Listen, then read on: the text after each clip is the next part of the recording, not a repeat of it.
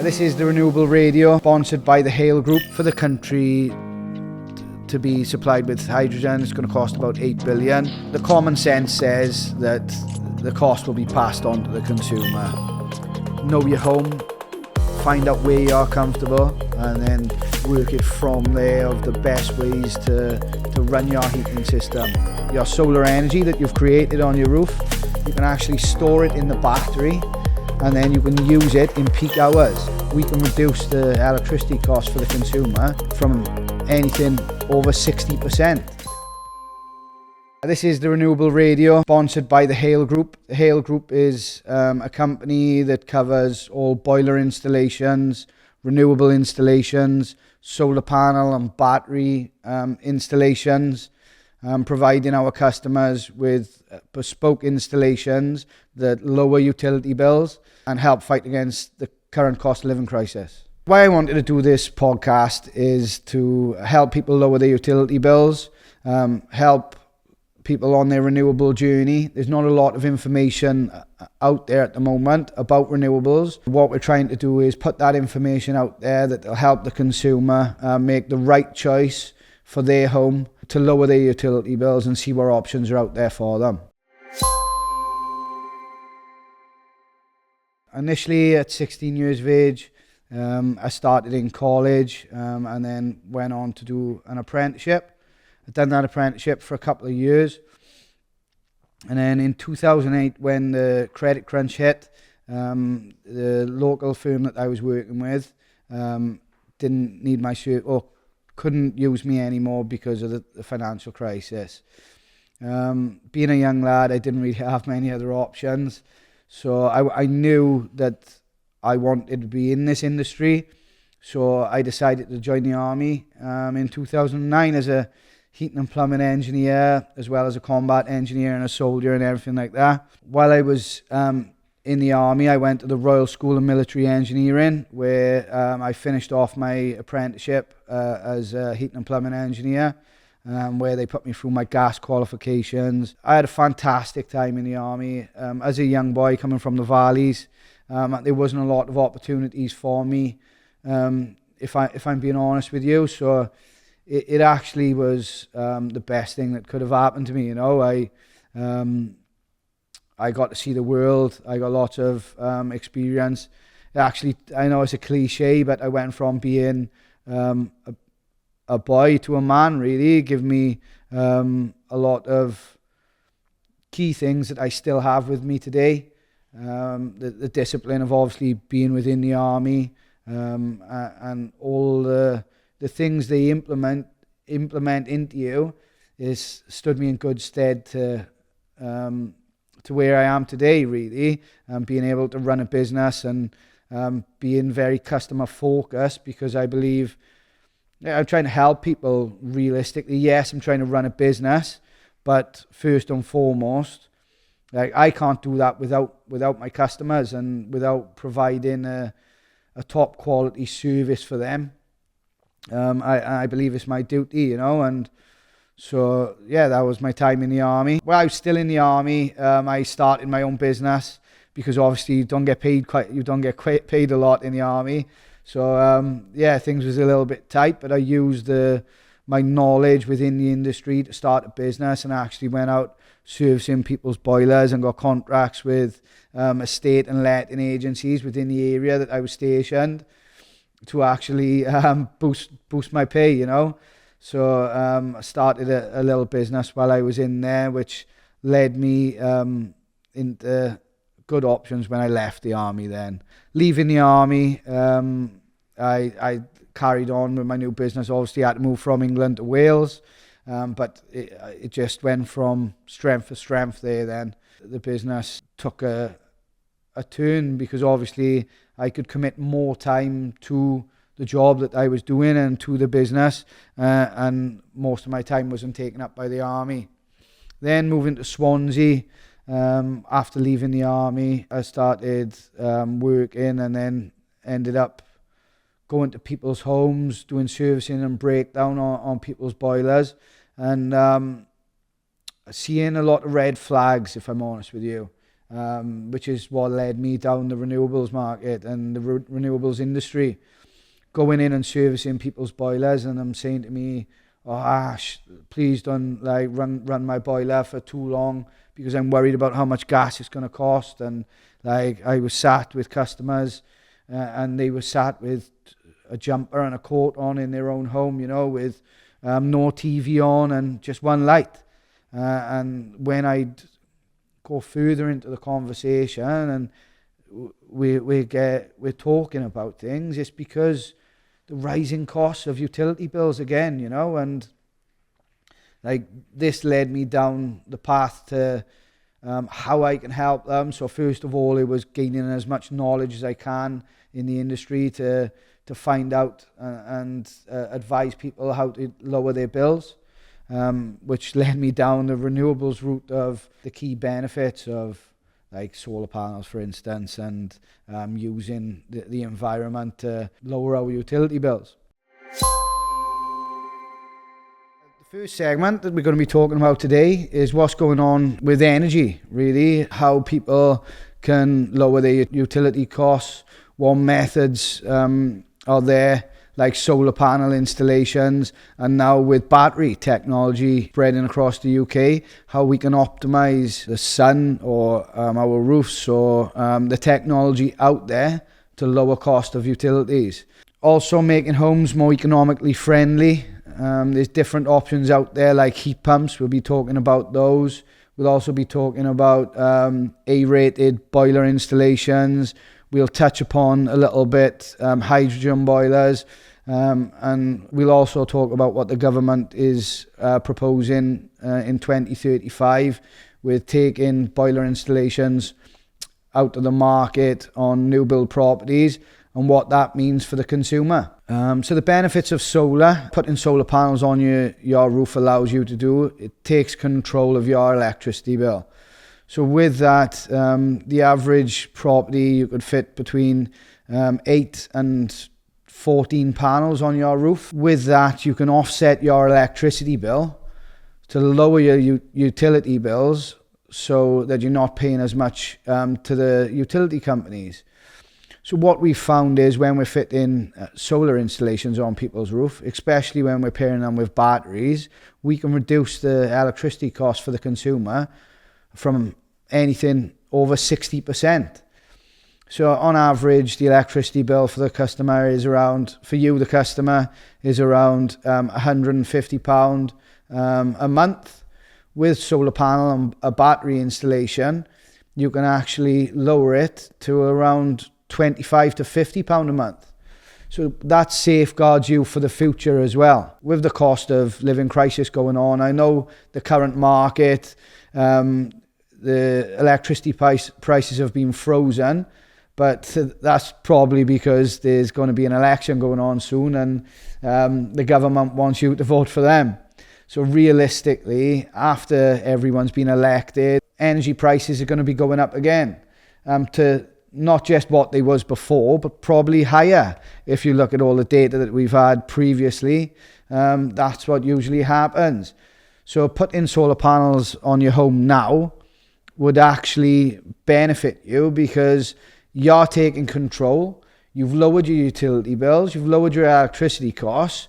So when it does come time for the utility bills to go back up and electricity costs more per unit, it doesn't matter to you because you've already offset your electricity bill. Battery storage gives you the benefit of using your solar energy that you've created on your roof. You can actually store it in the battery and then you can use it in peak hours.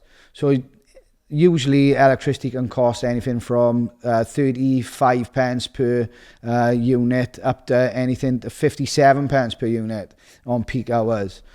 So having solar panels and batteries on your roof gives you the benefit of not only not using electricity in peak hours, so you're not paying the most for your electricity.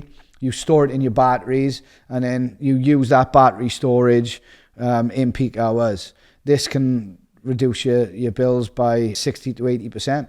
charge your batteries in those non-peak hours where the cost of electricity is a lot less, by charging your battery and then using it then in the morning when you wake up, you're on a school run, or you're getting ready for school, and everyone's using the most amount of electricity getting ready for work.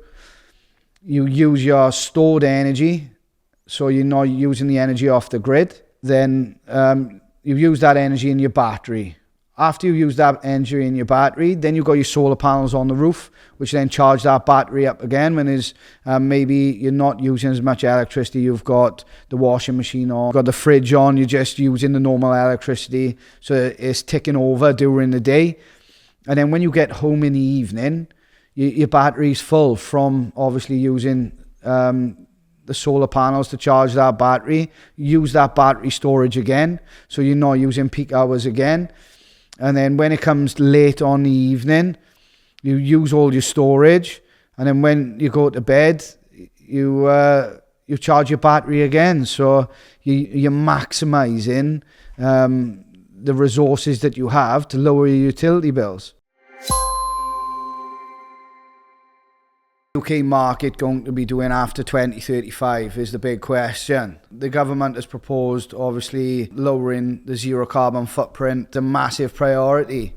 Well, where does that leave consumers, first of all? It is up for debate of how we're going to move forward as a country.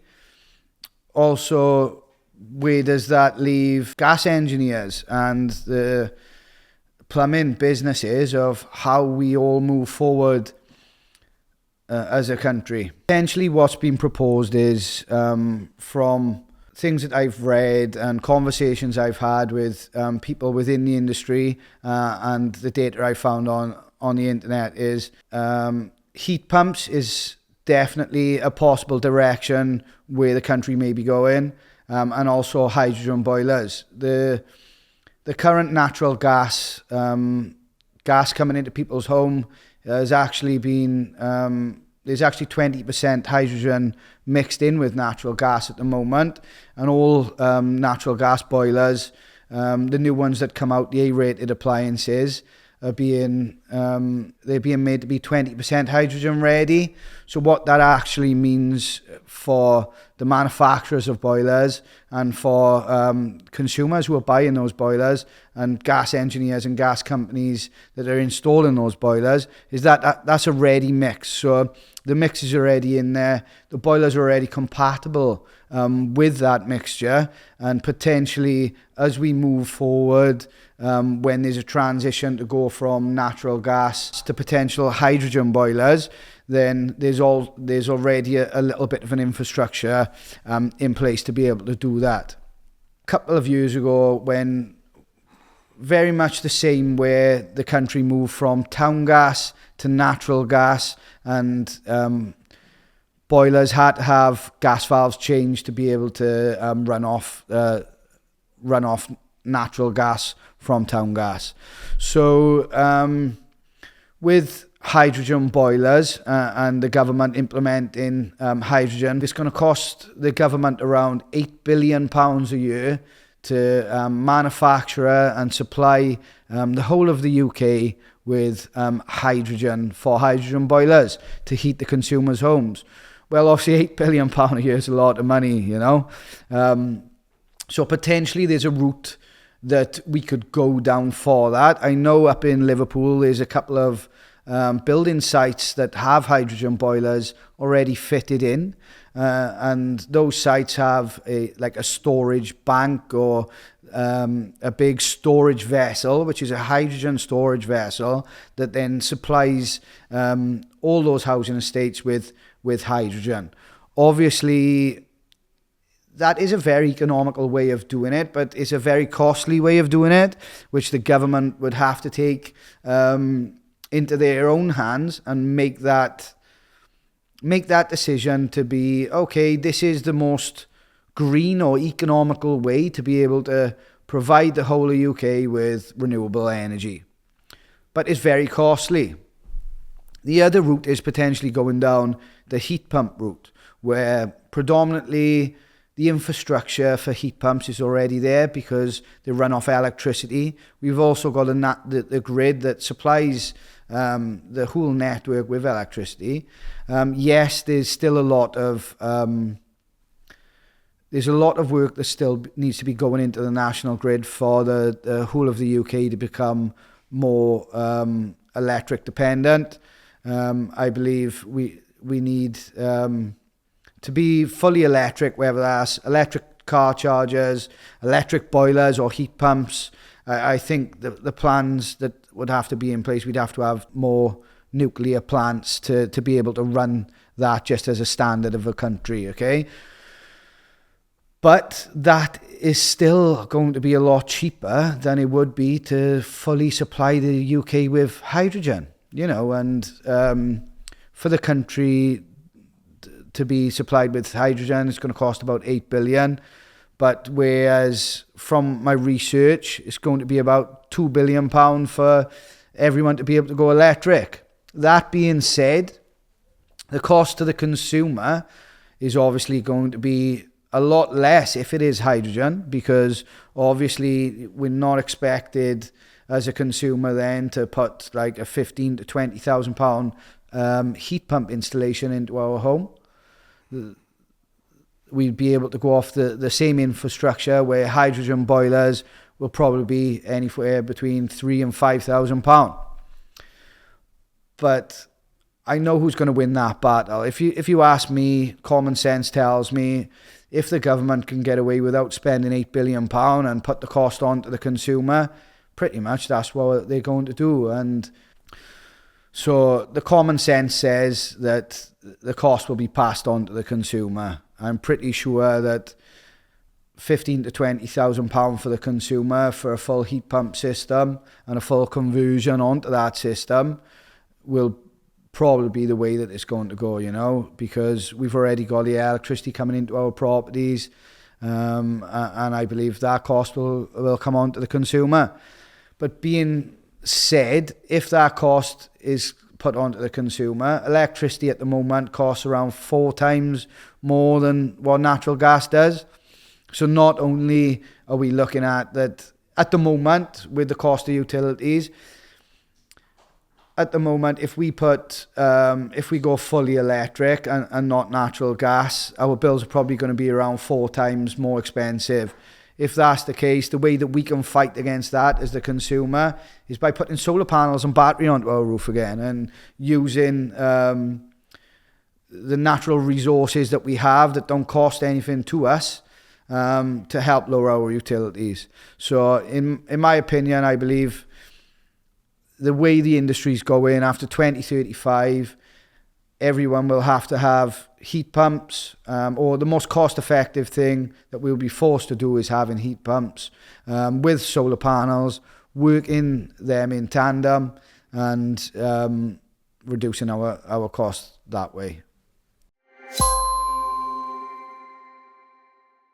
Next, I'm going to be talking about tips and tricks to lower your utility bills in a cost of living crisis. So there's many ways for us to lower our utility bills.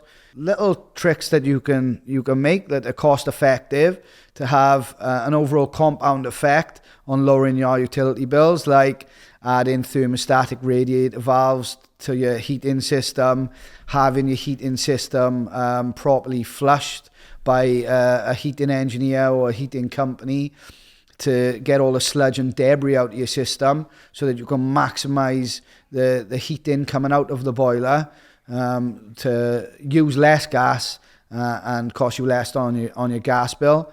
There's also things like fitting a new smart thermostat that you can use on your phone, which you can turn your heating on 20 minutes before you get home from work so that your house is nice and warm when you're coming in. And then that's a way of using less gas.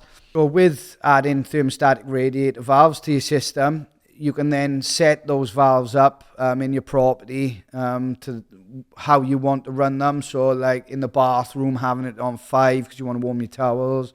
In the rooms that you use the most, like obviously having those on 5 as well. But like me, I like I like to sleep and I like to be cool when I sleep. So I have the thermostatic radiator valve in my bedroom down on 1 because I don't like it to be too hot. And by adjusting your thermostats and your thermostatic radiator valves in your home for your comfort, you can get the most out of your heating system, and that way you can be comfortable for longer, and it doesn't have to cost you an arm and a leg. Depending on your home, you can either do your thermostat on a time mode or on continuous. So in my property, it's a very well insulated property. So I have my thermostat on 20 degrees all year long, because in the winter, 20 degrees is a nice comfortable temperature. I class that as a base temperature. It doesn't have to be 20, it could be 16 or whatever you feel comfortable in your house. By setting that on continuous all year long, it actually uses the weather as a compensator. So in the summer, where it's above that temperature anyway, it doesn't come on, so you're not using any gas. But then when the months get colder, you actually benefit, because once you're at that base temperature and the weather drops below that base temperature, your heating kicks in. So then you don't have to turn it on when you actually feel cold then to heat up to that temperature, because your home's already at that temperature and you just heat the hotter when it drops below it. Your heating will come on for 10 minutes, heat it above it, and then it just stabilizes so that you're warmer and more comfortable in your home for longer, and it costs you less money. Whereas on a timed function, if your home takes an hour or 2 hours to heat up when you've got a big temperature difference, well, with that, say the outside temperature is 5 degrees in the middle of winter and you've got your thermostat turned all the way down when you go to bed. So you wake up in the morning, you turn your thermostat on, and that thermostat goes from 10 to 18, say, for argument's sake. So you've got to heat up 8 degrees in one big push. So your boiler's on maximum. It's using as much gas as it can. Your radiators are bouncing out as much heat as they can to heat your home. And then that thermostat will cut off when your temperature reaches that temperature. So for instance, if it takes 3 hours for your home to go from 10 degrees to 18 degrees, that's 180 minutes worth of heat. Say then you go to work then at 8 o'clock, you've had it on from 5 until 8. You go to work, your heating goes off, it drops back down to 10 degrees because, one, there's no body temperatures in your home because there's no one there. 2, your heating's off, so the ambient temperature of your home drops down substantially. You come home from work, your heating's on timed again. So then you've got to heat another 3 hours from 5 until 8 o'clock, your boiler on full gas to heat up to get your base temperature again, that 18 degrees. Then you go to bed, you turn it off and you go to bed and you do the same thing over and over again.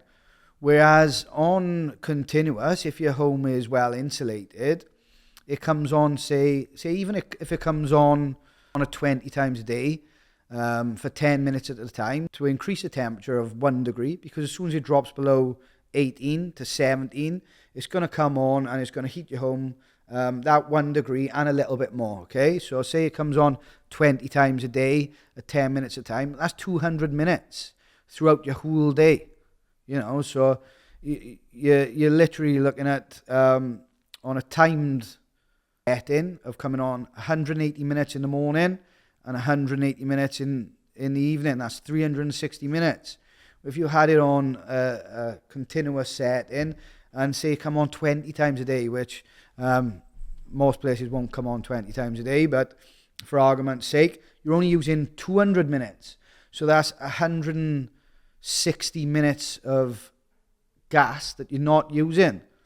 So on case studies that we actually done within Hale Heating, my other business, we actually found that on one case, we reduced the gas bill by over £250 for the year. just by changing from time twice a day to continuous throughout the day.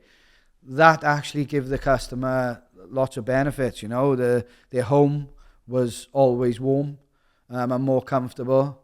They were spending less money on their gas bill, and it just allowed them not to be going through extremes, not worrying about, because it was a more structured way to do it. They can monitor their base temperature. So once they monitor that base temperature, they never turned it up or down more than 3 degrees at a time, so that they was watching their energy consumption. But by using that base temperature format, it actually made them save on the utility bill, be warmer and more comfortable for longer, and not have to worry about going into the winter months where shall I just put on an extra layer, or shall I put my heating on today? And instead of doing it in extreme circumstances, it gives them the control back. And that's just one tip that I'd give to people is know your home, find out where you are comfortable, and then work it from there of the best ways to run your heating system. In this section, we're going to be discussing the utility providers supplying you with energy efficient installations and gas boiler installations. For instance, British Gas on the boiler side. They also do solar panels, and companies like EDF and Swaylec and Octopus Energy providing customers with solar panel installations and heat pump installations. First of all, the difference between those companies doing your work. I'll be honest with you, from quotes I've seen from my customers where they've had a quote from one of the big six, is what stands out for me is how cheap they are. Okay, so obviously they are so cheap, but they've got to make money somewhere else. Okay, so the initial cost can be 50% lower than what a small company will be, but the question is why. So why it is so much cheaper is because they are in control of the overall output of your new system. So especially with solar panels, I've seen installations coming in at £5,000 to £8,000 for an energy company, where our company, the installation was coming in at £15,000. So the difference in these two quotations is the payback and who's in control of the electricity that you create moving forward. So on the quotes that we've seen from the energy companies, their overall payback for the return on their investment, so the return on their investment from their installation was £10,000 over 30 years. Well, like I've talked about earlier on in this podcast, is that the overall investment and the return on the investment they get from us doing the installation was £55,000.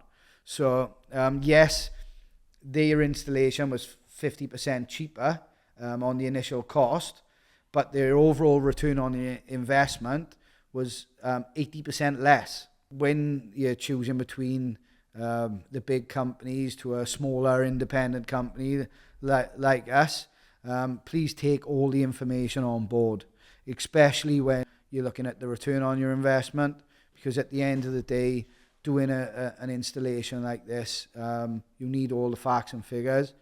And just because something might be cheaper on the front end doesn't mean it's going to be beneficial for you at the back end of your installation, especially over a long time, like a 30-year performance guarantee that you get off solar panels. How it's worked out is obviously the amount of panels that you have on your roof creates electricity. That can be put into a battery, and also it can be exported back into the grid. Okay, so what happens, what I've seen from the energy company's quote was that they was in control of that installation, even though you've paid 7.5 to, even though you've paid that initial installation cost, yes, and it's your roof and it's your system, they were still in control. So in their terms and conditions, it means that they can actually choose to, if they've got a high demand in the area, they can actually use the electricity that you've harnessed. They'll pay you, say, 7 pence per kilowatt for it, and then they'll put it back in the grid and they'll give it to the next door neighbour and they'll charge them 52 pence for it, or however, whatever the numbers are, the process is the same.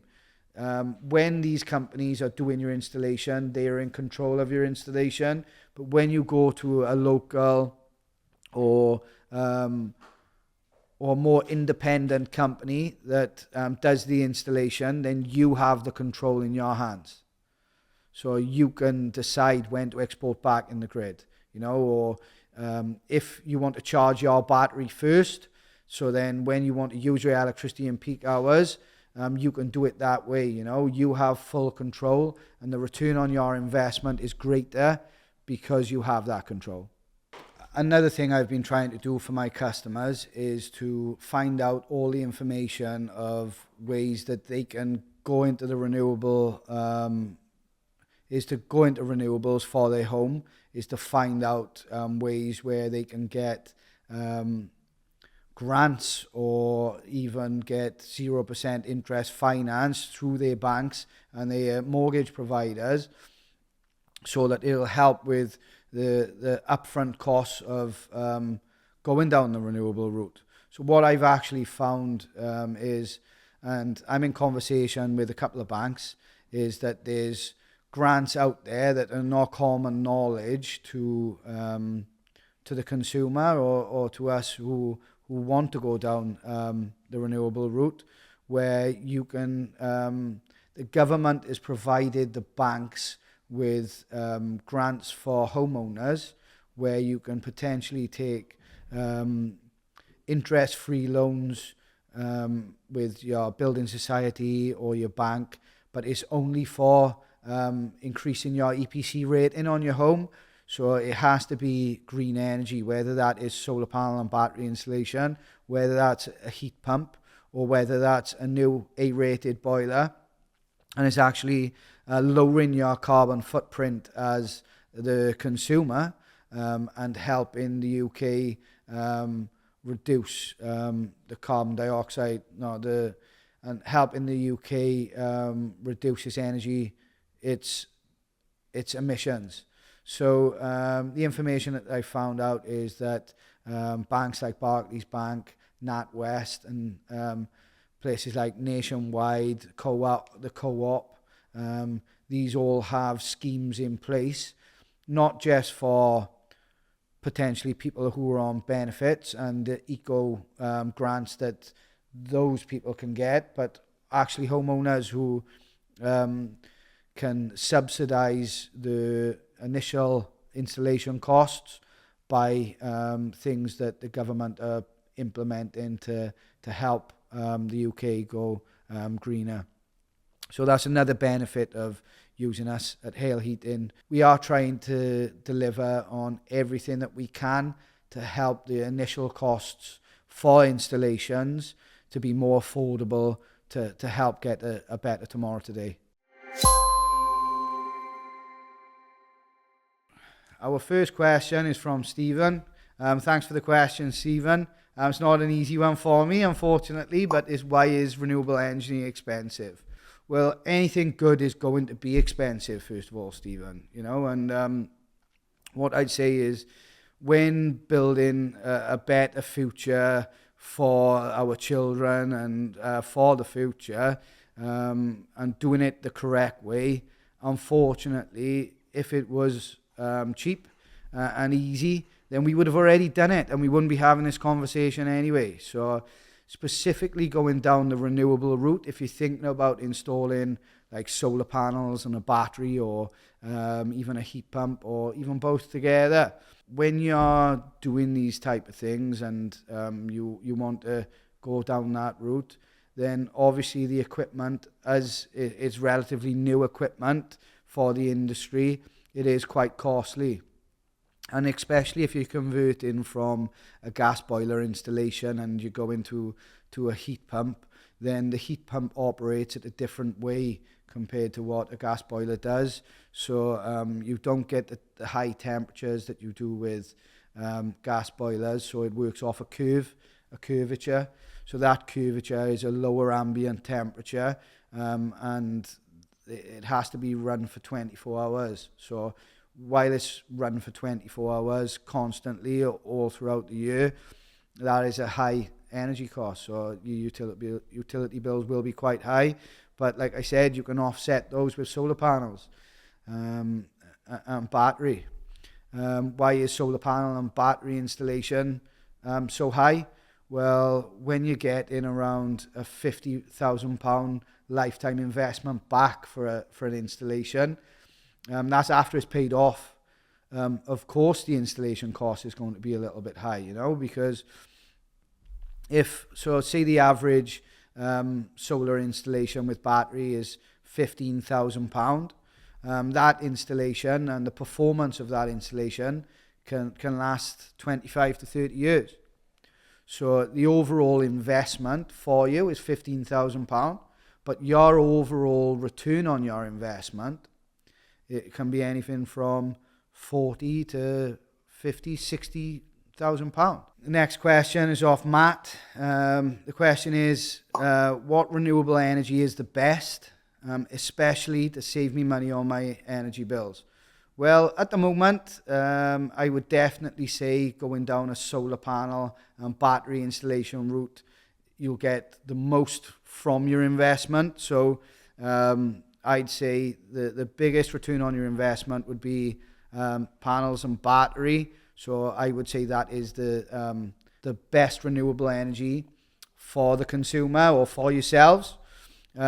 Not only are you going down an energy efficient route and you're lowering your zero carbon footprint, but you're actually getting over the lifetime of those panels and that battery system up to £60,000 back, depending on the size of your system. So 100% I would say solar panels and battery. Thanks again to the Hale Group, which are our sponsors, providing bespoke heating systems, solar panel installations and heat pump installations all across the UK. Please like, follow and subscribe so that we can carry on creating this content to help you on your utility bills. And I'll see you on the next episode.